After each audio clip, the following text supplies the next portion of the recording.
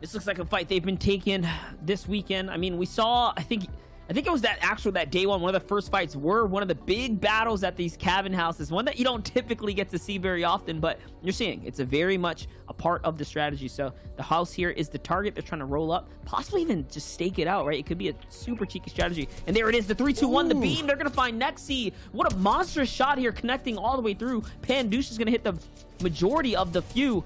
And now, though, it's basically a 3v1 situation. His teammate is not nearby. This is going to be the clear indicator for them to go ahead and W key on over. I mean, I wouldn't be surprised they even shockwave in.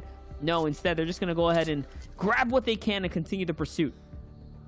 And he finds another gas canister here. So this is going to be straight up explosion. It's lighting everything on fire as well. Don't forget, there's so many benefits to using the gas canisters. Jelty's in exchange, though. Jelty's going to win his trade as P-God comes up for the support factor from the side onto Smack there. So Smack's now down. It's up to Casker to stay alive. 3v1. Still, shambles situation for the loot on the other side, though, for these guys. Elise, Jelty, and P-God, but it's not going to be enough. Too many angles, well, a little insight into the monster life, but Zexro, Macro, and Calc, we've seen this before. They're coming in on the rotate here through the rifts, of course, and Zexro's gonna get shot a bunch now, but still, not even pausing the hero, not a Lishnia.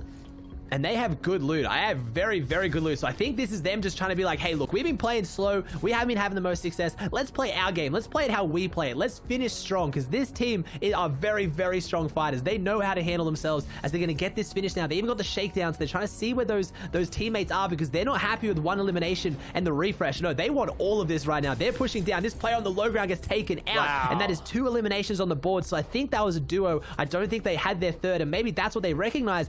I was just going to say, there's still 2 teams here, by the way, in Doom's domain. Look, 3 curses over by the gas station, 3 camping the drop spot. So you know who this is. Probably taken in crew. No, Zexro's gonna sit still. In comes the mystical bomb. Hello. He gets greeted with something nasty, something vicious, and it smells bad. Get him out of here. He doesn't want it anymore. Who is it? It's Taken, Durant, and crew. And you know who's holding the Volt down. Exactly. Look at that. Stretch and Zayt, they're hiding out nearby. Oh, no. It just looks so, like, comical watching someone come in with a mystical bomb and then a 3-2-1 follow. Like, it was just, you're done. Like, absolutely deleted. Yeah, the damage output was insane as Skittles hits the hard damage shot too. And that's 3 eliminations. That is 3 eliminations for a team that is in 12th place. That is going to jump them up into potentially 11th. So that was a very, very big one for them. A team that has been flying under the radar, but FaZe Sway might be in heats after week 1 when Macwood, Zexro, and Calc isn't. Just try to think what that statement means if you're a competitive Fortnite fan, and if I had said that a week ago, you never would have believed me. Look at this though, Macwood still playing his storm line, still coming in nice and late. He can possibly get this reboot off and also get Zexro's card. It hasn't been that long. Yes, he's gonna get it just in a nick of time. Looks like he's got both of them. Little does he know though, Zayt is playing super sneaky around the outside. No, you know the question marks are gonna come up, like, what are you doing here when Zayt steps out and deletes him in like 2 seconds? Oh no, but he doesn't hear it. He didn't notice. Macwood turns around. He actually reacted. Did Zayt not see him? I don't know what happened. Trying to go. I think Zayt is trying to go, but surely he heard it if he didn't see him. I'm not really sure what's going on there, but Zayt is making his way through. Maybe he was just too focused on the Vault, didn't even think about another opponent here. They get the reboot off, and now they're going to get in the car. They have the splashes, they have the shockwaves, so they've really got a good chance at this. It is going to pull it off. Calc's going to come back into this one. Yeah, but at least they do get this other zone. Like, it's right there, so they don't have to worry too much about the 2-tick as it comes in afterwards. More bandages on the road there as they pass by. Yeah, he saw them as well. Looks like they're going to have to back up, pick up a little scoop here, and get their heal on as well, possibly. Now, though, looking to potentially abandon the vehicle. I don't know if that's the strategy pulling in. We'll see. Oh, he doesn't care. All right, they're just going, man. He's trying to stay alive here. Ronaldo on the feed just got another elimination. That's 4 on the board. They're really making a strong case for why they're going to qualify here in game number 6. And yeah, you touched on it. How lucky is that zone? I don't think I've ever seen the next zone literally touching the current one. They got so lucky here, but they needed a bit of luck with how this game was shaping out. Look at the zone. This is like, it's almost like beautiful how symmetrical this is. It's a perfect circle around the lake. This is like, I don't know, I'm really enjoying just the vibes of the mini-map right now, but what an exciting endgame. I haven't seen one of these before, I don't think. A perfect central zone right now around the lake. So everyone had the same opportunity to get in and rotate for the final game of the day. You have no excuses for why you didn't perform in this final game. You didn't get a bad zone. It didn't pull opposite. It is central right now, but there is a lot of water. So you can see, oh no, after everything this team has gone through. Carry with a beautiful snipe onto Calc, taking him out and getting the finish. I don't think they'll pull off the reboot again. Maybe Macwood can pull off something. But I was going to say, this endgame was going to be so exciting, Monster, because that's a lot of water. You have to decide now, are you going to go on the middle island with everybody else, or are you going to try and bank on getting zone on your side on a bit of the land outside the lake? Hey, seeing Y in a big way, having a big jump up here, pretty much guaranteeing qualification, and it's a play we've seen a lot, but haven't seen too much on the broadcast today. That shockwave through the floor, setting up 2 players down below, shockwaving up and through as Aspect. You'd think this would be their game, maybe following that statistic we saw earlier from Jacques and Acorn's team, that when they get zone, they've got zone on their drop spot at Authority. That's when things go astray. I think that base on top would have been theirs, that they lost, and unfortunately they had nowhere to hide inside this building now as everyone crams into it. Will the 116 or 17 points or so from Ronaldo hold up? I mean, they're on that lining, so we don't even know if they're going to be able to make it through. Haji, though, is going to find Piga with a monster shot there. They are on fire right now. That's 5 eliminations after the confirmation here. Maybe 4, actually. It probably was just added up. I see Xset just falling down the feet, too. This is going down. It's a war zone out there.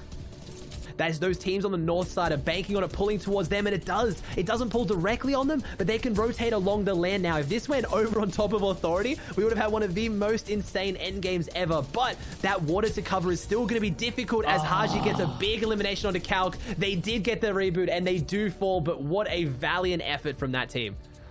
And it's a bittersweet moment here. As much as I love Macwood, Calc, and Zextro there, to see it swap hands here, success now in the form of Nico, Haji, and Pandusha, players that need it most because they're on the bubble for qualification. It's the new blood, it's the new faces that are looking to step up right now, yes, and they're gonna find another one. They are on fire. They're feeling it here, and you're seeing it convert into points now. 6 every single end game today, and that's why they were in first place on today's standings. So we'll have to see who can do it. Can it be teams like Nico who need to have this push into top 15, or are we going to see Bucky, Cream, Kanata, and teams at the top dominate as Miro falls and reverse? I said it earlier today, he's an insane solo clutch, and he's going to have to do it here. Yeah, but not only that, just a bad read on the zone there. Miro and Reverse 2K hit the wrong side with the shockwave. You see it just really punish them there as they were backed against the storm, and it closing in on them. Hold up, though. Jamper, Avery, Booga still alive here. Big heals as well in the inventory for Jamper, so they're set up proper right now. Also, motion pads, too, so they can hit all the bounces that they need here. A little bit of a knock now, though. Voyo's going to give off some of the loot here. Perfectly done for the crew. They are going to have to heal. Jamper finds 6 splashes, man. Oh, my gosh. There's so much heals. He's big chilling right here. That's a really big pickup in this mid-ground layer 2 where things usually get scrappy. That's a lot of team heals, and you see it all coming out now. He can pop a big pot, and now he's back. They're going to use the bounce pad, rotate onto front side so well. I don't think they have any eyes for high ground unless someone else is carrying the shockwaves as Jamper drops down onto ultimate low and makes that call, and I asked it, who is going to control the low ground? It's looking like it's going to be your first place team, Booga, Jamper, and Avery, trying to do something big down here as Snake takes down Elysia in the feed. And can they hold their first place? They've been clowned for it. They've had uncontested Stark. Everyone's saying they don't deserve the win, but they have played so phenomenal here today. I will 100% say they deserve it. And can they do it with a big finish in game 12 as back onto Haji, Nico, and Pandush having that huge run into top 15? And it's crazy because there was a 6-point gap just to catch up to the other enemies. They're at 8. Make that 9 eliminations now. Pandush is going to follow up so clean with the pump shots, the accuracy on the money. Top 10 now. So the big placements are being divvied out. This is what you want to see. This is the qualification run for Nico, Haji, and Pandush now. They're making something big happen here. Something miraculous, to say the least. The comeback in the back half of the tournament. Guys, this is the last game you are watching, the last engagements and moments. Another shot. It's a 200 onto Snake. Oh my gosh. Big pickup. He also took down Strep earlier, which was the team on 15th. There's only a few places above them, so this team is having a huge push. They took down Clicks as well, so it doesn't matter. Bottom of the leaderboard, middle, top, it does not matter. If you're in their warpath, they will take you down. There are 7 teams alive, 16 players. As they're trying to close this one out, they have a bit of a breathing room. They're going to get their meds off. They're going to chill, but as they go up this hill, it is not going to be relaxed for long as Nico gets taken down, unfortunately. Haji and Pandush now need to make something big. Nico clutched up a huge game for them earlier today. It's now their chance to repay the favor as they're not going to be able to get the revive off. They have to go back through Storm. Shotgun down. There's another team on low ground. They get it. Pandush takes them down. Haji and Nico have fallen. He's going to get the shockwave. Can he get up through this? He does. Beautiful shockwave. Gets it back up and through, but he falls. But I have to think that was enough. It was definitely enough here. As you hear the Victory Royale music pay off. And on high ground, it's Creo, Bucky, Kanata who do just enough to survive in the final moments. Here we go. We'll take a look together, and it is, in fact, with that, a 7-point. So they were 10 points behind, and then 6 coming into this last game, and then managed to pull out ahead with a 7-point lead.